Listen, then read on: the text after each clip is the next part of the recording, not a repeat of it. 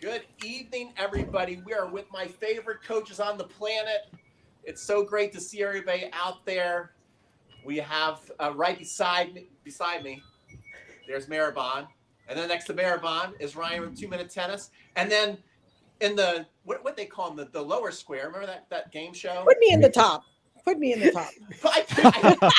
You can put me in the bottom. It's fine. You can switch me. Take Maribon and put him off and put Gigi. It's fine. We have Gigi Fernandez, 17 Grand Slam champion. Gigi, look, you know what I'm going to do for you? Watch this, just for a little, because you're right. You deserve your own square. Oh, yeah. Look, we're in Indian Wells. Everybody, we're in Palm Springs. Oh, yeah. Nice. A little rental. Yeah. Doing camps here.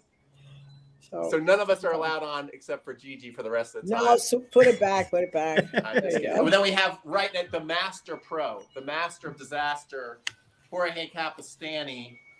And so it's great to see everybody. Plus, we have so many awesome comments just already coming in. Nice to meet you, too. And so it's really nice to see everybody. And Scott and Sharon Levy. I know Sharon was thinking. Sharon is on the fence, guys. Maybe we can have Sharon. Oh, come on. On the fence? And come to TennisCon Live. You got to come. What you guys are looking at right now is we're looking at the TennisCon Live All-Stars to where we're going to be just a couple weeks away, right? Is it the 30th of March? We're going to be down at Gigi's Resort doing TennisCon Live. We're basically bringing TennisCon from online to offline so you guys can be with us on the court. We can hold your hand. We can do video analysis. We can become buddies.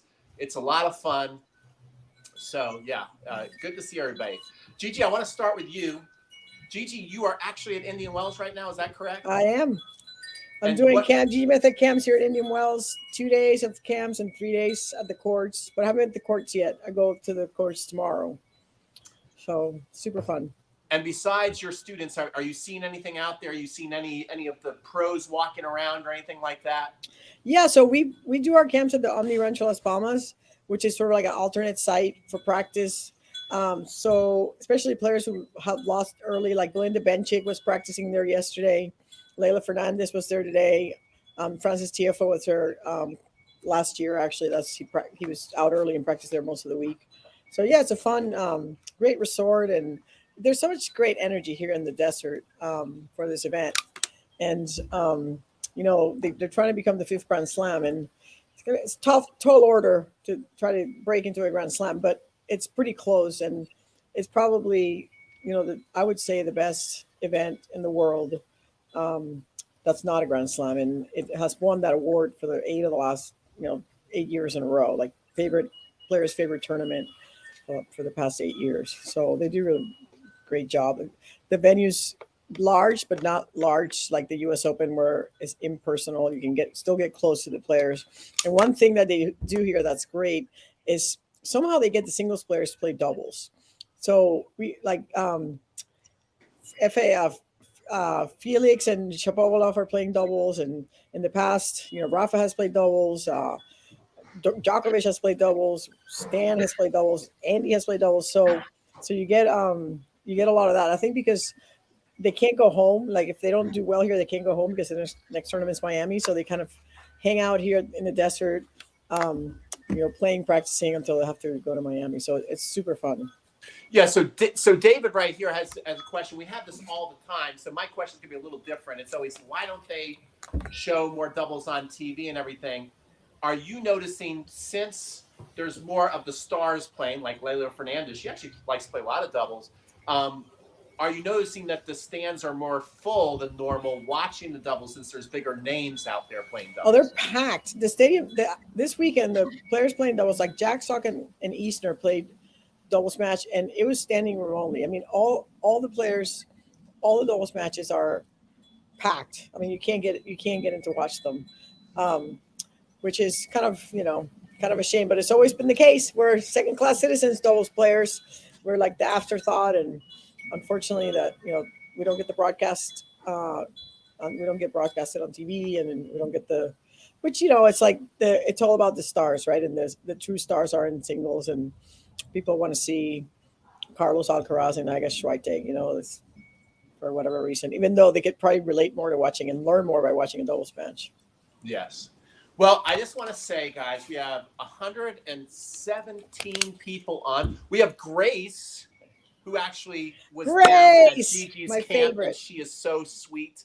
And what we're going to be going over, so I'm going to go around the horn. We'll start with Maribon, then we'll go to Ryan, then we'll go to Gigi, then we'll go to Jorge. I'm going to go around the horn. What we're going to be doing tonight is we're going to talk a little bit about Indian Wells, since we're talking about it right now, and it's a good tournament. I actually have it right on my tennis TV right now. And then we're going to get into doubles formations tonight. And I think Gigi might be able to help us a little bit with doubles formations. And then we're going to talk about also tenniscon Live and how you guys can join us, and big bonuses we're giving away. And don't worry, if you're already signed up for tenniscon Live, you are going to be getting the bonuses as well. So, but if you come to tenniscon Live, we've come up with a nice bonus package that we want to be sharing with you guys tonight. So it's good to see everybody.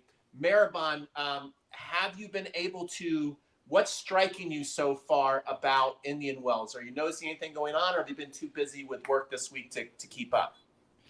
Well, I mean, I've been able to tune in a bit. I mean, as some of you know, I've been prepping for Tennis Summit in a month. But yeah, I mean, I guess one thing that continually strikes me is just how much preparation the players, make, like, for their fitness, especially, and dynamic warm-ups, and then like how fit they are to last. Sometimes, like, I'm playing, a few singles points that go over like 10 shots, and I'm like, how do these players do this for 3 hours and such? So I mean, that's always very striking, just how consistent and quick the players are. And I mean, that's something that's really overlooked. And obviously, as you get older, you do want to really pay attention to the fitness element so that you can just prolong your longevity in the sport. So really just love admiring the fitness of the players.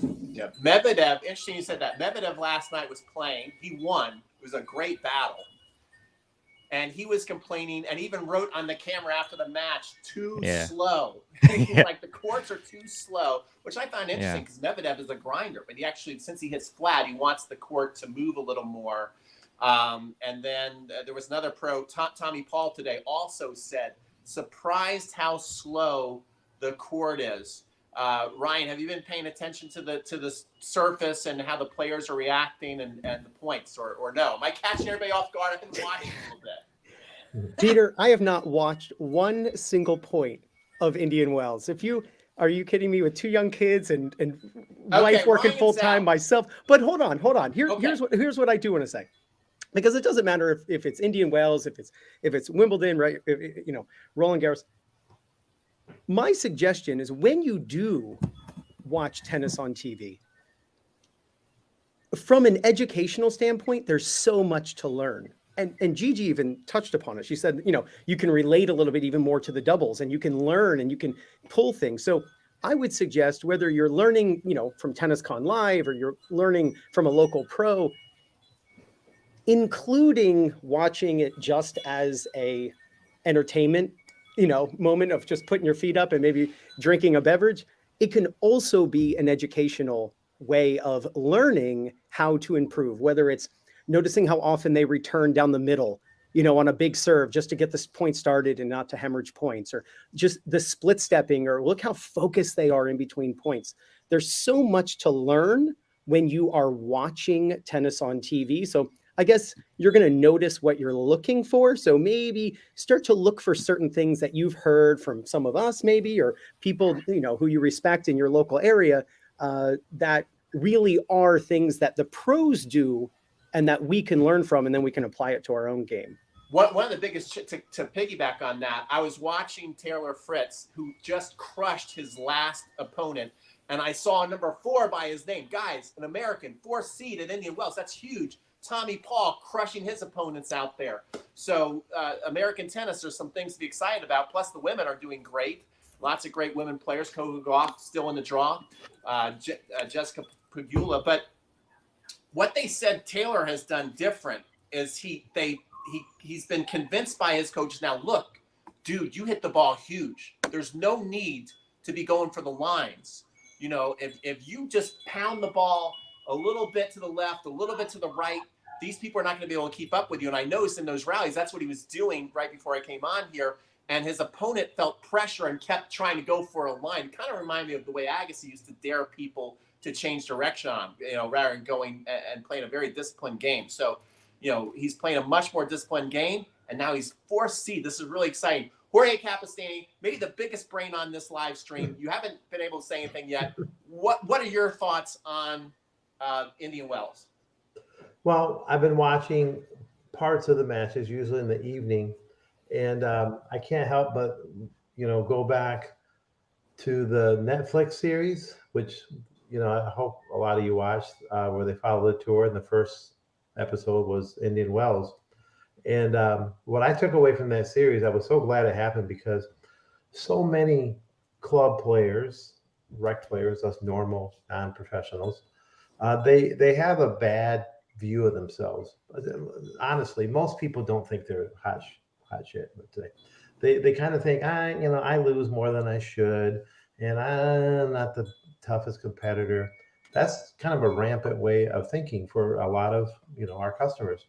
But then to hear all the best, these people are the top 10 in the world, and every one of those people on that thing was kind of a mental wreck.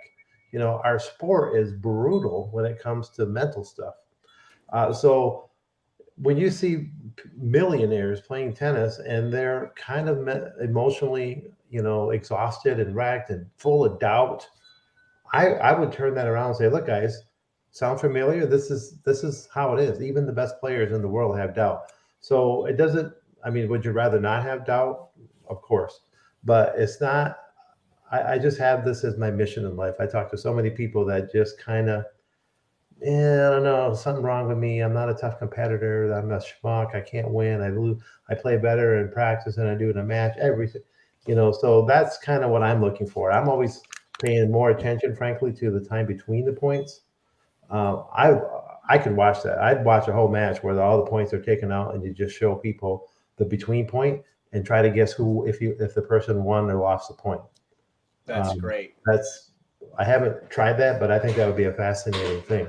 I want to go to Gigi now off of that, because one thing that was interesting, I watched a Netflix series and I was thinking the same thing, Jorge. Like, what's kind of interesting is we always think that we feel bad about ourselves as recreational players, and to watch how tortured souls all those players were. Berrettini, everybody. Berrettini had just been in like the finals of Wimbledon. Everybody had done great things within that year, but they would literally think about like retirement after matches. And even when I got to help Gigi with the Bryan Brothers camp, I was surprised that Mike said, well, now he's retired, he gets to play loose, that he used to be so tight. And he even feels that there's so many injuries on tour because the pros are all so tight. But Gigi, whenever I've interviewed you, whenever we talk about confidence, you seem like you just always had that.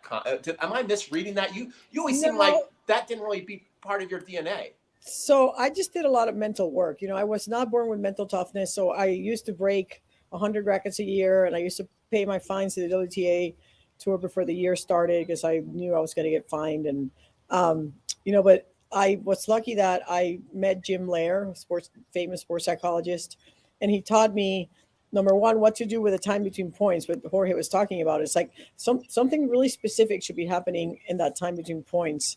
And the first thing I tell players is to don't get so caught up on losing a point, because and I ask this question, and you all probably know the answer, but do you know what percentage of the points the number one player in the world in the ATP tour, what percentage of the points do you think that player wins? 60, 70, I don't know. Let's see on the chat. What are you guys thinking? Guys, answer Gigi in the chat. Put me back on. I want to see the other pros. Okay. What do you got? And you guys probably, do you already know the answer to this? Jorge and everybody, you guys know the answer? It's thanks to Craig. You would think it's like 60 or 70% because they're like the best player in the world. They're winning 55% of the points, of all the points. So that means that 45% of the time Novak is a loser. And, recreational players get so caught up on losing a point. It's like, who cares you lost a point? The only point that matters when you lose, the only point that matters is match point. If you lose match point, match is over. So, that those 25 seconds between points, I sort of mastered those 25 seconds. And the first 2 seconds, maybe 3, you have to chill. You have to chill whether you won the point. I call it the crave sequence. Stands for chill, routine, analyze, visualize, execute. So you chill, you let it go, won the point, lost the point. Then you start your routines, and what does that mean? It means how you walk, whether you step on the ice or not, where your eyes go, are you fixing your strings, do you go to the towel, etc. As you're doing this, you're analyzing what happened the last point. How did you win it? How did you lose it? Where were you standing when the point ended? What worked? What didn't work? And then you start to think about how you want to play the next point. Particularly important when you're returning, because when you're serving, most people don't start a point. They have a plan for the serve, but when you're returning, you're receiving the ball, and sometimes people aren't ready, don't have a plan. So very important to have thought about what you want to do when you return. So that's the A. So we got chills, routines, analyze. The next thing is visualize. You want a quick visualization before the point starts, whether it's just, you don't have to close your eyes. You can just see the ball going to your target. Pretend you're Roger or Serena hitting that serve that goes perfectly to the target. And then the last thing, of course, is you have to execute.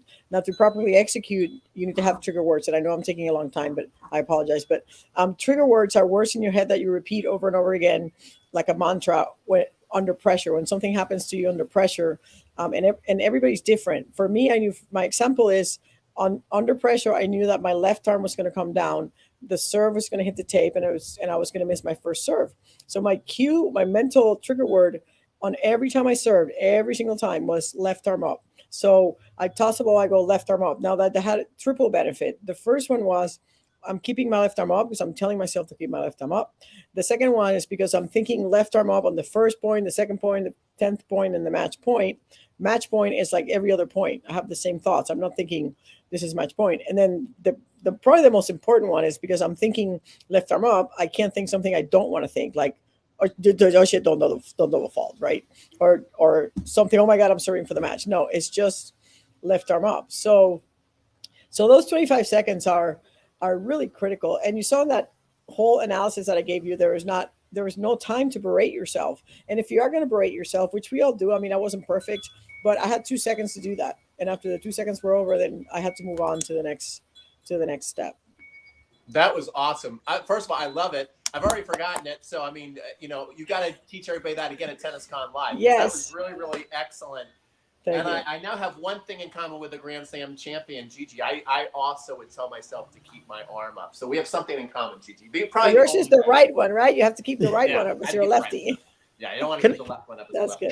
Peter, yes. Do you mind if can I just say something? First Ryan, off, you can always say whatever the heck you want because you're a legend in your too. No. But first off, Gigi, that was amazing. And so that there was so much value in what you just said. And Gigi, I went back and I watched kind of like binged a lot of your matches, and on YouTube and Grand Slam matches. And one of the things that I think maybe that Crave system gave you was something that I noticed.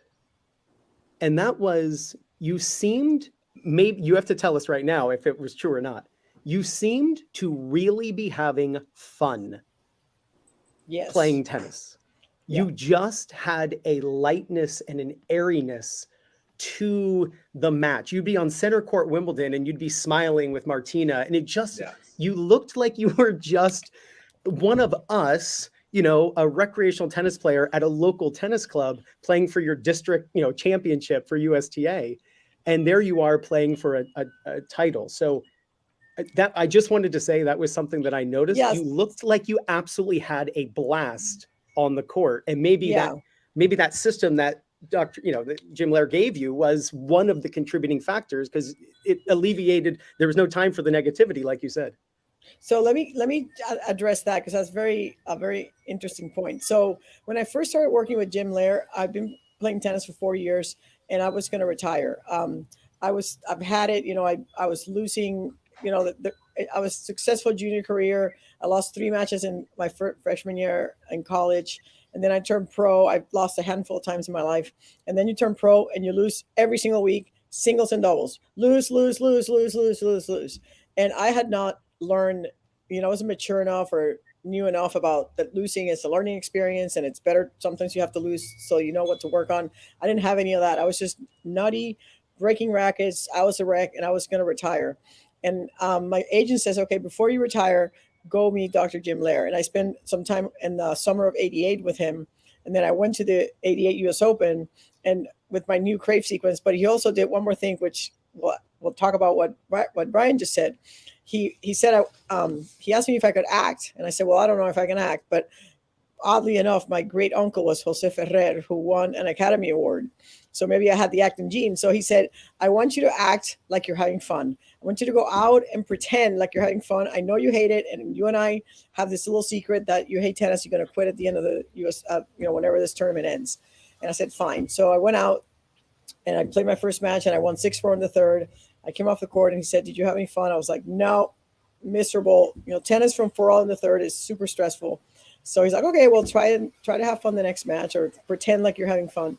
And I won that one, did it again, won the next one, did it again, won the next one. Now I'm in the semifinals of the US Open, playing the best team in the history of tennis, Martina Navratilova and Prime Shriver. They had just finished a 108-match win streak at Wimbledon 2 months before. 108 matches. That's 3 years without losing. And we were playing them, and the song at the time was "Don't Worry, Be Happy." It was the number one song in the charts at the time. So we kept thinking that song, and I kept pretending like I was having fun. And guess what? We beat them. And I come off the court, and Jim says, "Are you having fun now?" I'm like, "Oh my God, I'm having a ball. I'm in the finals of the US Open." And then I won the US Open. I won the US Open pretending like I was having fun. So I think that really resonated with me, that the importance of making it light. We're not brain surgeons. We're not in a war zone. We don't have cancer. We're just out there. We're hitting a tennis ball into a square box and having, fun while traveling around the world. So keeping it light. And that's what made Natasha and I so successful. It's also annoying as heck to the opponents when, they look to the other side and we're just having a good old time. Right. So I think that was part of it. Man, okay, I'm done talking. I'm done talking. Now you guys are doing the rest of the talking. No, but that was so good, Gigi. That was amazing. And I mean, there was so much in that, how you had to, fake it till you make it, that famous exactly. line. Yeah. There's and I Peter, watched that same match, Ryan, where she was smiling with Martina and everything. And I was, and that is so great. And even working with Gigi at the camp with the Bryan brothers, what impressed me about Gigi is she takes everything very serious because she's always striving for excellence. But the whole time she's with everybody, she's having a good time. And that to me is rare air. You don't have that combination with many people. They're either like all serious and they get everything done, or they're maybe too not serious, too goofy and don't get where they want to be. So Gigi, you had the full package. That's why you got 17 of them Grand Slam champions. Yeah. No, thank Brian you. wanted to say something. Go ahead. it reminded me of something I learned from the Dale Carnegie course. Have you ever heard that? When she said about acting, but it's there's a saying that I can remember from 20 years ago. It was, if you act enthusiastic, then you'll be enthusiastic. Exactly. Yeah. That is so good. Okay, let's get into some coaching now. First of all, I just want to acknowledge, when we asked what percentage of points did the best players win to win matches, there were so many correct answers, 51, 50, 55. Everybody was in the ballpark. We have such an intelligent group on there. I call them totally obsessed tennis players. And now we have 189 of you. So I want to thank you for spending your time with us tonight. We're going to get into doubles formations. We're going to start with Gigi. Everybody try. No, I've been talking too much. No, but we're going to start with you. But Gigi, this time you've got to keep it quick. Okay. Everybody's got to keep it a little quick. So we're going to go Gigi, Jorge, Ryan, Maribon, and then me. And so let's talk formations. One of the things I remember when I was taking lessons right away with doubles, it was you got to get to net, you got to get to net, and it was more taught two people at the net. But we know that it's not always just two people. When is it good, Gigi, to have both people at the net? When do you like your both students? So I'll tell you, I was going to have Ryan use this little court behind him. Ryan, you want to use the court? Yeah, okay. So let's go to the 1-up, 1-back formation. All right, so here we are in the 1-up, 1-back formation. Every point is going to start like this, of course. And, when you're in this cross-court rally, which is what you're seeing the pros do. Like you're seeing the pros hit this cross-court rally back and forth, back and forth.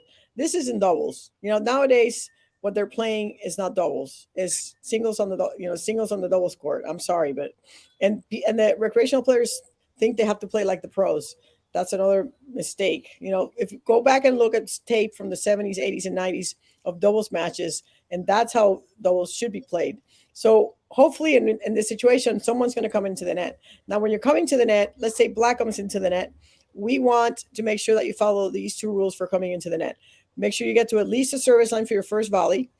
And to do that, you can either step into the court so you don't have that much distance to travel, or you hit a high slow ball, gives you more time to get to the net. So now once you've gone to, and then the second rule you want to follow is you want to keep the red in the singles court. So you want your approach shot to be in the singles court and not wide past the alley, right? If you hit the ball wide, the wider you hit it, the wider it's coming back. Now, the blacks are perfectly staggered because the person in front, they're in front, they're behind. So now we've come into the net, and now this is what I call the holy grail. Two players at the net against one up, one back on the other side.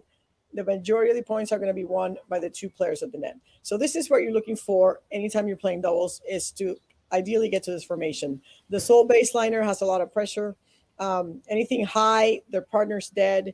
There's really nowhere logical to hit the ball, and you people end up just lobbing a lot. Recreational players in that situation, they just usually throw up a lob, and now your partner's toast. So yeah, I mean, if we talk about positional advantage, this is it. You want to be 2 up against 1 up, 1 back.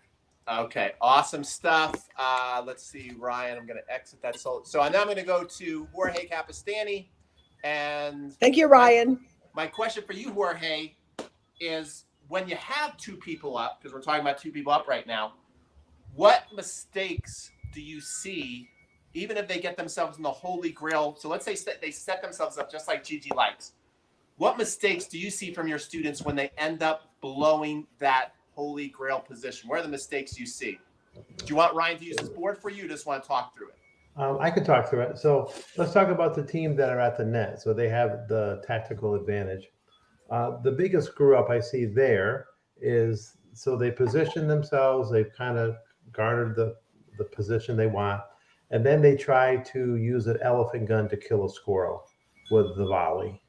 Or they have a volley that's high, kind of an easier volley, and instead of hitting it to the closer guy to them, they hit it back to the baseline guy who has more time. So that's kind of those principles of close to close, deep to deep.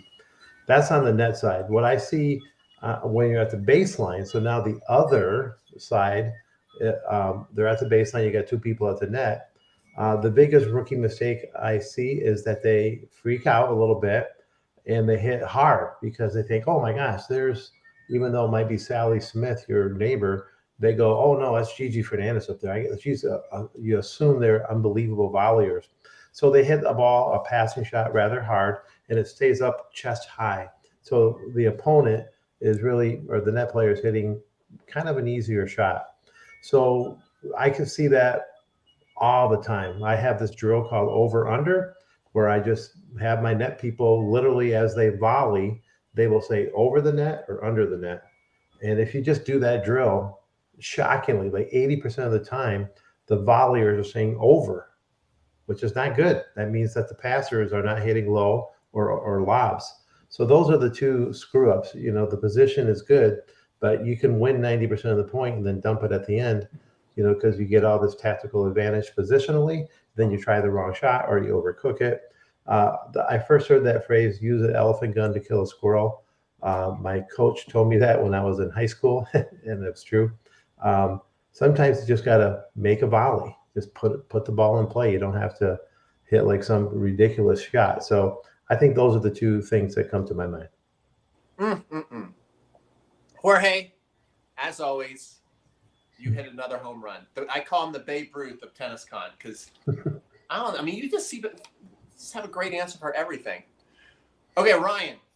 So when you have the 2 people up there, right, in the holy grail position, maybe you can use your board and show us the times to go at the net person in your mind, the times to maybe go back deep, or all that kind of stuff. Break down the geometry of the court for us, and what you like to tell your students. Sure. So it's really, really simple. What I like to teach people is you want to simply hit the ball to the opponent who is standing where you're standing. And if you do that, you'll be right around 85% of the time. And we will talk about that 15%. First off, this is ideal. Both up is ideal in most situations, right?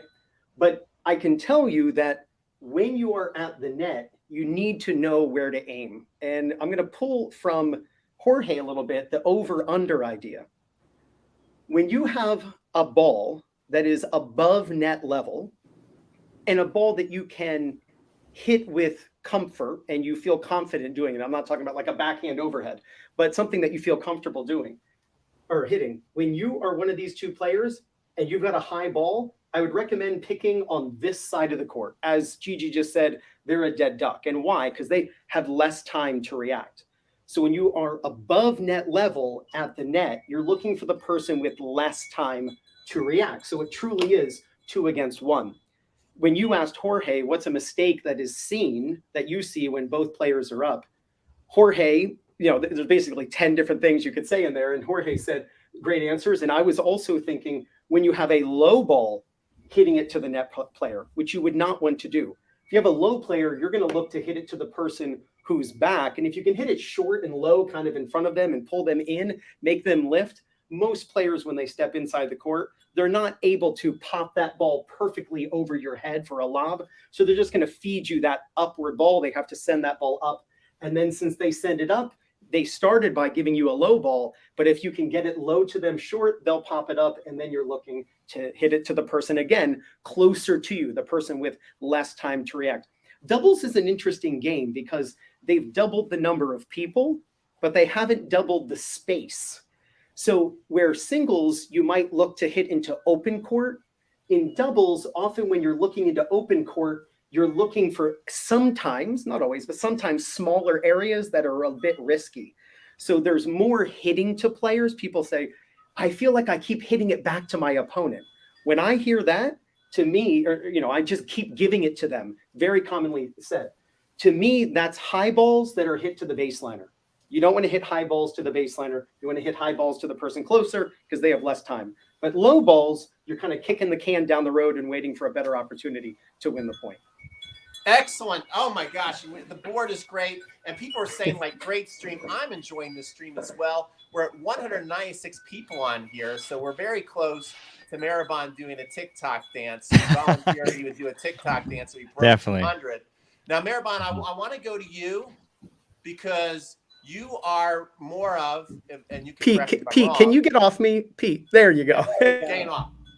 You're more of a singles player, right? Mm-hmm. So when you play doubles, how do you mix up because I'd imagine sometimes you do play, even though Gigi doesn't like it, still there's a lot of people who can be effective at the baseline. How do you like to play and find yourself in situations where you're back and hitting your big forehand versus when to come to the net? What do you find is most successful for you? What situations work for you on a doubles court, even though you might be more comfortable as a baseliner? Is that fair to say? Yeah, that's very fair. I mean, I certainly, more of a singles player. This came from me developing my game by playing like 98% singles as a junior and things like that. And I actually didn't really know how to play proper doubles until college when my coach was telling me, hey, what the heck are you doing? Stand here, do this, do that. And then obviously by learning from all the great coaches like yourselves, Gigi, etc. But yeah, I mean, for me, I just really try to dominate with my forehand. And I was actually playing a mixed 9-0 match on Saturday, which I won with my partner, and just trying to think, tactically, how can I set up my forehand, and who is the stronger and weaker player? What can I do to set up my partner? So with my forehand, it has a lot of spin on it, and in the beginning, I was actually trying to hit through the court a bit, and then I was kind of leaving balls high for the net player to pick off, but then actually just softened my hands a bit and tried to hit more dipping balls. And that way I was able to set up my partner by having the opponents, have to hit up on the volley, things like that. So I certainly like to work my way up to the net. When I get a good short ball, then obviously I'm going to come in. And then also, again, if I sense that the net player is not as confident. I actually, I had a mixed match. So, one player was definitely substantially less of a, worse. Not, I wouldn't say worse player, but it had some more weaknesses. So, at times like that, you do have to target that player. So, if I had a short ball, I would definitely like dip it towards them, and they'd have a lot of trouble with it. So, just kind of taking inventory of what are your strengths and then trying to just accentuate those. Sometimes I would play Australian when I was serving so I could have a forehand in the event that I stayed back, things like that. So hopefully that made sense, but yeah. Yeah, say up that big forehand. Maribon does have a big forehand. We're going to be teaching the forehand together, Maribon, at TennisCon Live. Can I just say something? Can I say yes, something? Gigi, of course you can say so something. I just wanted to say that it's not that I don't approve of being one up, one back. It's just that the statistics for the baseline are dismal, because if you look at the statistics, they say that the pros, the best ground strokes in the world, when they're at the baseline, they hit 3 out of 100 winners. So if you're there in the baseline, you're not going to win the point. You're trying to set up your partner at the net who wins 37% of the points, and then the other 60% of the points are ending in an error. So that's why I'm not a huge fan of being in the baseline, because it's so hard for that person to win points. But one up, one back works when the back person is setting up the front person to put the ball away. Okay, that's what I want to. First of all, we got a 200. Maribon, you have a dance for us because we're at 200 right now. Okay, amazing dance. TikTok. That's going to be trending on TikTok later. Okay, Gigi, maybe you can use Ryan's board again. I have a good question for you here. We do have the one up, one back situation. That's the situation we're in. How do you like to coach your players? Because everybody, I know you're not a fan of going down the alley. When do you coach your players to hit cross court, and when do you give them the green light scenario to actually switch it up and go at the net person if you're at the baseline? Let's go to the board. So we're in the one up, one back formation, and there are situations when you can try to take the ball down the alley. The first, and actually we've just been working on this here at Campton Indian Wells. Get one back, Ryan. One up, one back. One up, one back. You have this drill called alley hunters, where people are actually trying to hit the ball in the alley, but they have to do it with the right balls. The first one is a short ball. The returners, or either one, the ball's short. You're coming in. Let's put the two reds at the net. Okay. Yeah, and then stagger them. All right, so black over here is hitting. He has a short ball. Where can you hit a ball shorter? Yeah, up. Where can you hit it? Where can you hit a ball hard from that position? Straight down the alley, right? And you can hit it hard through the middle. Hard through the middle. What happens if you hit it hard cross court? It's gonna go wide, right? So you have to dip. So short balls is one situation where you would definitely cover your alley, and then the person across from you gets the middle, and then you sort of look for the angle. The second one is, I like to talk about inside shots. So let's say this person's hitting a backhand here. Where does backhand cross court go? Backhand cross court goes into that alley. So you kind of got to watch it.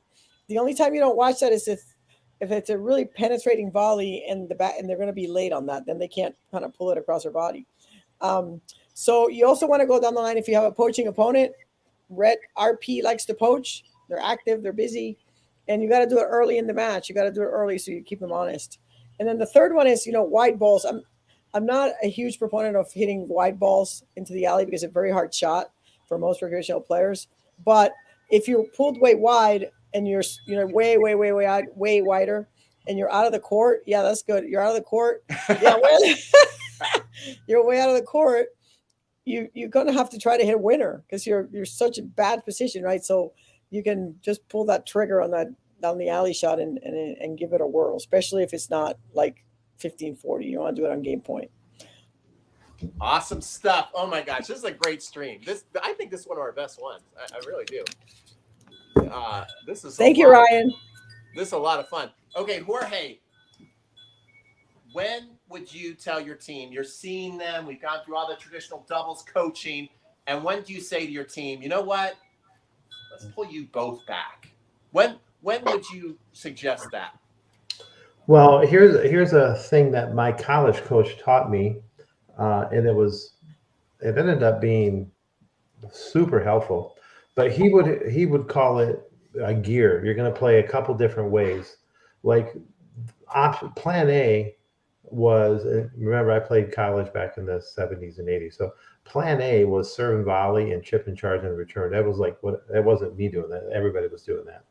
So that was plan A. And if we were winning, we kept doing plan A. If the match was close, we kept doing plan A. If we lost the first set, we would keep doing plan A. If we're down a break in the second set, then we don't.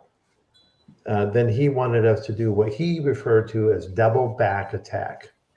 So basically what that means is me and, the evidence is like, hey, today offset the net ain't working. Either they're got great passing shots or maybe they're at the net as well and they're just better at it. There's going to be days like that can happen. So then what's going to happen is he would instruct me and my partner to drop back and go into mega defense mode, like literally dig everything out, lob, counter punch. Double back means we're just saying, hey, come and take the net, guys. We give you the net. I didn't want it to go this way, but that's how it's evolving. So come and take the net. And then basically what we were trying to do is see if our defense, our ability to lob, frankly, and they would hit an overhead, we lob it again, they hit an overhead, we lob it again, is see if our defense could be more reliable than their offense. And for most people, that works. There was multiple times I can remember a match I played in northern Michigan, almost all the way to Canada. And we had lost the first set, 6-4. We're down 4-1, down 2 breaks. The coach says, look, let's just, guys, you gotta change. Let's go double back attack. And me and my partner, to build on that skill, by the way, one of the drills my college coach would have us do, which at the time I thought was insane. You know how, like, Peter, you're at the net, we're warming up for a match, and I say, give me a few overheads. He would make us do that for 20 minutes. I hit an overhead, you lob it. I hit an overhead, but we weren't to do it at low intensity like a match. It was like we're playing off points. So guess what happened? I got really stinking good at making my overheads, spinning them when I was in trouble. And my buddy got really good at just taking all these overheads and just being a machine at lobbing them back. So to me, that's an option. I really like when I coached at Hope, I only did it for 2 years when my daughter was on the team. We all had that in our game. There was a time where I would say, hey, double back attack. Everybody knew what it was and they could deploy it. They could go back and say, all right. And at D3 college level, that's like, I think 4-5 to 5-0 at the highest. If you have a good lob and someone's hitting that first overhead and then they're hitting 2 in a row and then 3 in a row, they're not making it that often. So it worked. But the timing was always, down and break in the second set. But we always attacked if we could. But give it a name, call it double back attack, develop those skills. I've often said that doubles matches that could go either way. I still think this to this day are often the team that wins is the ones that just dug out a few more shots. Their defense was just 10% better that day. And not very many people on this call or that I've ever coached at the rec level really have a plan for defense. Like, oh, I don't know how to practice my defense. So I'm like, when I do drills now, my feed is often a spike overhead at some baseline team. Show me your counterpunching skills or your defensive skills. And I'm just getting tons of opportunity. So if you're not practicing that, that's a big miss. Gigi, I gotta believe when you were at, when someone was smashing overheads, and if you were pinned back, that you could dig it out, right? Overhead, dig it out. Overhead, dig it out. Throw up another lob. Keep lobbing. And just give them one more chance to choke it. By the way, if they do choke their third overhead in the net, and you go yes, and they're like, oh, these people suck. They don't even know how to play doubles, and you're winning. So that was always the worst when I was on the receiving end of that. The guy would lob me, I smash an overhead, I smash a second, I miss my third, and then the guys are celebrating on the other side. I'm like, that's not real tennis. As I'm losing the match. Yeah, that's so good. I mean, we could go on forever about that because I have a million thoughts, but I'm not going to. I'm going to resist my input, and we're going to go to the next thing. Ryan, tell me about when we're going to go the Aussie formation. Explain what it is. Explain the difference between Aussie and I, which I'm sure you can do with that beautiful board. Yeah. And when do you tell teams to do? And I do have one kind of cool story about that. So go ahead. So the I formate, well, let's go Aussie first. So the Aussie is when basically the server is going to be closer. You've got To me, I like to do this on the ad side when you got right-handers. And Mehrban talked about this. Mehrban talked about how you can create a situation where he can hit more forehands.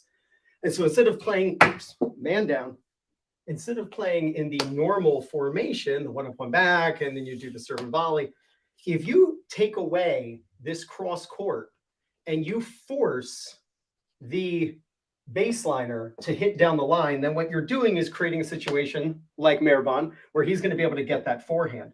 One of the things that is really helpful, and this pulls on Gigi's idea of inside ground strokes and outside ground strokes. And if you're unfamiliar with that, it simply means that an inside ground stroke is the ground stroke that's toward the inside of the court. Has nothing to do with left or right-handed or forehand or backhand. It simply, is it toward the inside of the court? Just think of an out wide serve is the outside ground stroke. Down the tee is the inside ground stroke.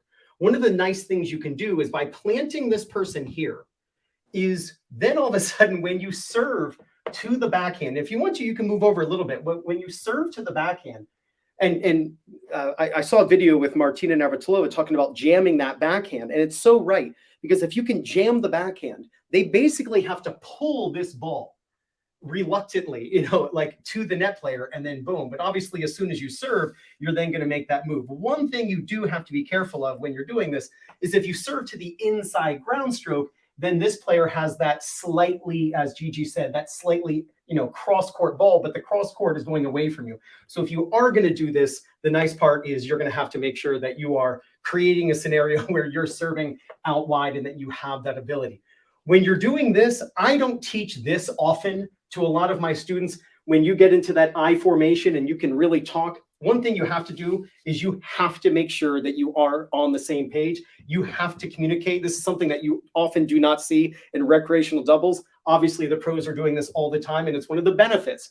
You can get on the same page and you can talk about which way the serve is going, which way this player is going to go. Obviously, if they move that way, you're going this way. If they're ducked and the ball is going over your head and you move here, then this player is going this way. That's why you got to make sure that you're talking. But I'm a big fan of this positioning where this player, kind of the right foot is near the center service line, and you serve out wide.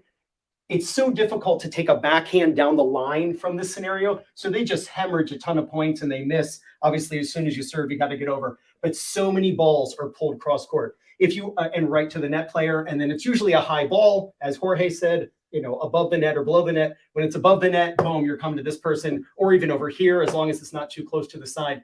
You can be a little bit afraid of this ball that is a bit of a pop-up lob, that parachute lob that goes over the net player. So even if this player moves back a bit, that can help to kind of stymie that. But those are basically those two options that in the way that I teach them.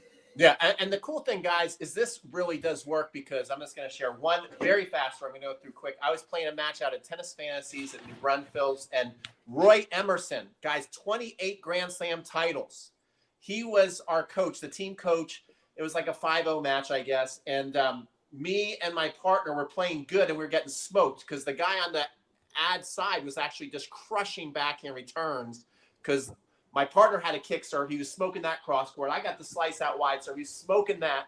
And Roy said after we lost the first set, and we played pretty good. We're like, what do we do? And he said, go the I formation, completely change the match. This guy could not hit a backhand down the line, save his life, and we won. I'll never forget it. Okay, let's go to my man Mehrban, and let's talk about the poach.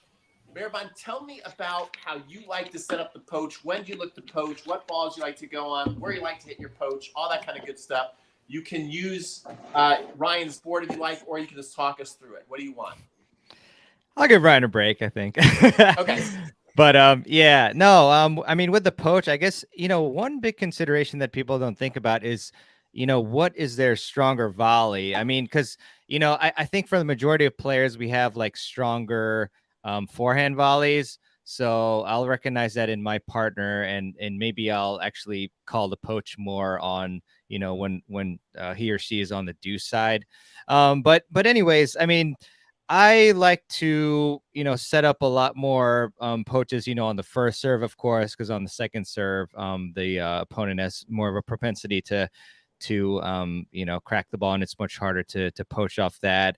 I also do like to often serve down the middle for the poach, because you do give them that angle sometimes, unless you have a really good slice serve. I would personally like to advise to serve down the tee. I think but you yeah, have a big serve when you go down the tee, though, right? Because they could pull it back behind you. yeah, that's true. That is a good point there. But you're playing 5-0 tennis, so big serves down the middle work, because then they're late. Yeah, exactly. But yeah, and I just try to vary it up. I mean, I do come across like players who like they're gonna hit like a chip backhand, things like that, and you have to just really take advantage. I mean, I see too many doubles teams that are not doing any sorts of formations at all, and especially I've had many matches where you go on autopilot and you're just doing your regular formation, you're not calling any plays at all, and then you're losing, and then you think, okay, let me change it up, and then all of a sudden you're causing a lot of chaos amongst your opponents. Like now they don't know if you're going to poach, if you're not going to poach. And also kind of to reverse it as well, like if you have a team that's poaching a lot against you, you definitely want to test them to go down the line. And sometimes there's, when you're playing, like, and there's certain balls that you think, if you can pull this off, like I recognized when I was playing my last match this weekend that when the opponents served down the tee and I was on the deuce side, they would poach a lot because I was hitting my backhand. So I was able to, actually pull that backhand down the line, which I think you might have been mentioning earlier. And, I caught the player a couple times, down the line. So, yeah, I mean, there's definitely a lot of considerations, but I think overall you just want to definitely try to poach, because there's not enough poaching, I think, in club level amateur doubles, and just think about your opponent's weaknesses, your strengths. And then one last thing also is, like, a lot of times on like really important points, like I remember I was playing a tie break, and I think it was super close. It was maybe like 5-all or something like that, or maybe 5-6, whatever it was, but I actually called poach on both the points because I knew that my opponents were like pretty tight. They probably weren't gonna try down the line pass. So, and I picked off both of those returns. So definitely a lot of thinking involved, and that's what makes doubles so much fun. Just the strategy element of it, and trying to outthink your opponent. That is really good. Okay, this was a great stream. I have a question for people in the chat. Who would like to? And she doesn't do this. In fact, I can't believe she said she would do this. Who would like to play doubles with Gigi Fernandez? Put it in the chat if you would like to actually get on the court and play doubles with Gigi Fernandez. Even though Gigi, you don't play anymore. You said, well, I'll do this, but I really don't do this. Not I don't play. No, I don't play. Very rarely do I play my camps. Like sometimes I do. Like I have a French Open trip, and rather than find 4 pros and do a clinic and bring baskets and balls, then I'm playing. I'll play with everybody who's there. But my camps I don't play. But what I'm doing as a bonus is the next 2 people that sign up are guaranteed to get on the court with me. And then the third person is going to get raffled among everybody else who's already signed up. So if you're on the fence, the next 2 will get a spot to play some doubles. That's pretty enticing, guys. You guys hear that? There's lots of people saying me. So Maribon, pull up the bonus thing, because that's one of our big bonuses if you sign up. So basically, we have tenniscon all lined up. We've got our courts reserved and everything like that. We figured we got room for 2 more students, and like Gigi said, those 2 students will get guaranteed to be playing doubles with Gigi, and then we're going to raffle the other one off to the people who've already signed up. Put the link there so they can put the link in the chat so they can go sign up quick. We'll put the link in the chat. But Maribon, I'm gonna. Okay, there we go. We can add this to the stream. This is our bonus, and let me get the link to. Let me see, how do I copy this thing? Copy. Oh, it all seems to be working. I'm getting so excited. I get so stressed with things like this. There it is. It should be There going you in the go. chat right now. So that's the You're a bonus tech wizard. page. This is the bonuses we're giving. So get these bonuses when you come to TennisCon Live, March 30th to April 2nd. If you apply, you're going to get on the phone with me and we talk through it. And then we got big bonuses here. The first major bonus we went through with Gigi will get on the court with the 2 people who sign up tonight, and you'll be guaranteed to play doubles with Gigi, and then we'll raffle off somebody who's already signed up. Then Jorge Capistani, bring us through your bonus right there. What are we looking at there? And you can actually click play. When you look at this page, you can actually, after the stream, you can play it. Or Jorge, do you want us to play this? What do you want us to do here? I'll just tell you real quick that the mental toughness course, this is probably less than 2 years old. It's one of our more recent ones. And it's maybe a little different. It's my 40 years of coaching and over 60,000 hours, and all the stuff that I've struggled with myself. I've struggled, with students. A lot of it, I have a whole thing on perspective, because I think us tennis players are woefully off when it comes to perspective.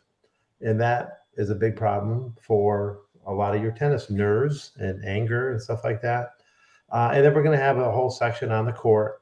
So there's probably 60 or some videos in here. It's my little flagship on mental toughness. It's my life's learning, everything I've learned in my life about this. I did get certified through Jim Blair as one of his mental toughness things. And he has systems, but this is really me recalling, all the stuff and all the students and all the heartache of of myself and my students and things that have worked. So hopefully out of the 50 ideas in there, 2 of them or 3 of them will resonate. It will help you move the dial when you're in a mental toughness. So it's probably my favorite course because I know that's what people deal with the most. Oh, awesome. Sharon says she's coming. Scott Levy's been to Cincinnati with me. He's been to Paris with me. I've driven down 10 hours, Scott. I drove down 10 hours to spend a couple days with you in your love of life, Sharon. So that's one spot gone. So we have one spot left. Very cool. So keep watching, because the bonuses are going to keep rolling. Let's see. Scroll to the next one, Maribon. Let's see what we have next. Whose bonus do we have next? Oh, it's yours, Maribon. Walk us through your big bonus. Yeah, so I'm excited to give you all this bonus if you sign up. So yeah, I got 30 of the world's best coaches to film sessions on technique. So all technique, 30 videos of the forehand, backhand, serve, volleys, footwork, and I think even a mental game session as well. So yeah, I mean, I consistently go through like these presentations myself. If I'm having trouble, with my backhand one day or my serve, I'll watch a presentation. There's a lot of like amazing, tips and step-by-step blueprints even as well for you to really shore up your technique as long as you stay committed and consistent. So yeah, I think it'll be a great resource for you to complement what we teach you at TennisCon Live. So hope you sign up and enjoy it.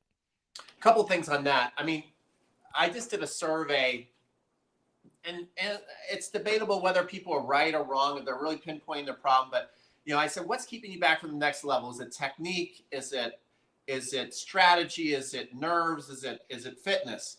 And the majority of people pick technique. And sometimes people get too obsessed with technique, but at the same time, if you have the perfect strategy but you can't execute the shot, lots of times it is the technique letting you down. And little tips can help.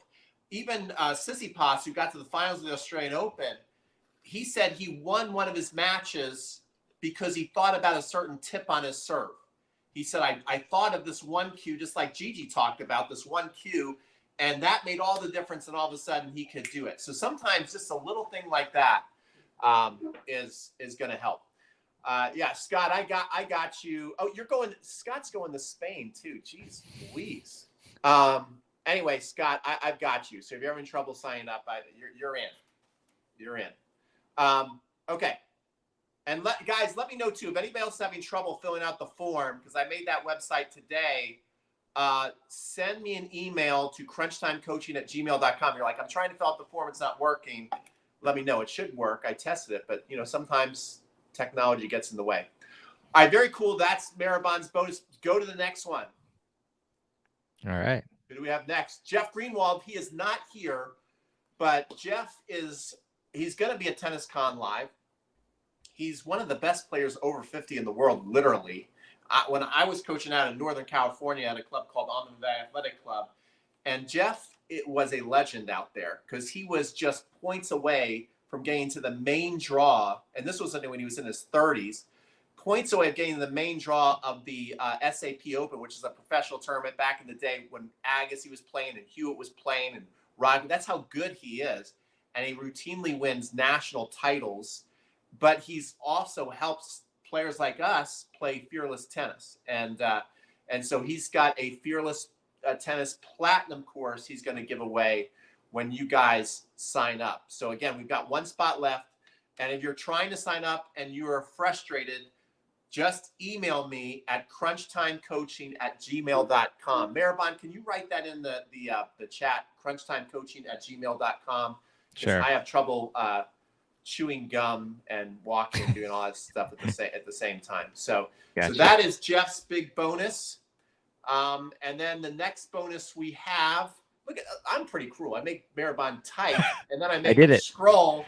But I know Maribon's smarter than me, guys. The guy's a lawyer and he's a tennis player and he's younger. I'm losing my marbles. I'm 50 years old now. So Maribon can handle it. Okay. Ryan Reedy, Mr. 2-Minute Tennis, 1 million subscribers on YouTube, 50 million views on TikTok. What do you have as a bonus? Okay, all of which what he said is not true, but thank you. So I'm actually going to give you 3 bonuses. So on my website, I have mastery courses. You were talking, Pete, about is it the technique? Is it the strategy? Well, I'm going to cover you on both. So for those who attend tenniscon live, I'm going to be giving you my Master Your Serve course, which is going to take you step by step by step, teaching you what I call the 7 checkpoints. There are moments in time in your serve where you can record yourself on video and look at it, and meaning I'm going to teach you what to look for when you film yourself. And at certain moments in the palm down and the birthday hat idea and all these ideas that are going to help you truly transform your serve. I am so excited about this course. I'm also going to give you my Master Your Forehand course. Same as the serve. It's all checkpoint based, meaning from the ready position to the turn, to the drop, to the contact and the extension, and how you can actually fix problems. The number one reason to make any change technically is actually injury prevention. So if you're doing things correctly, it's going to be easier on your body. And then plus you get to have more fun because you're winning. And then last, I'm going to give you my Master Your Doubles strategy course. I'm so excited about all 3 of these courses, and everyone who joins is going to be getting free access lifetime to these courses. That is amazing. And Ryan also is going to be at tenniscon live. He's going to walk you through technique on his court. Strategy. Now you guys, I don't know if you guys are excited about this or not, but I will wear it, Ryan. Ryan says he's bringing birthday hats down to tenniscon live, and we are going to do the birthday hat drill with him because it is a brilliant drill, and it fixes the biggest problem, which is the waiter tray, the pizza move, and it's a great drill. So I will be wearing a birthday hat right there beside you, buddy. Okay, let's go to our next bonus. Oh my goodness. Who's that guy? All right. So if you guys sign up for tenniscon live, I'm going to give you my Legends Guide to Tennis Mastery, which I have kept on the shelves for quite a while. Okay.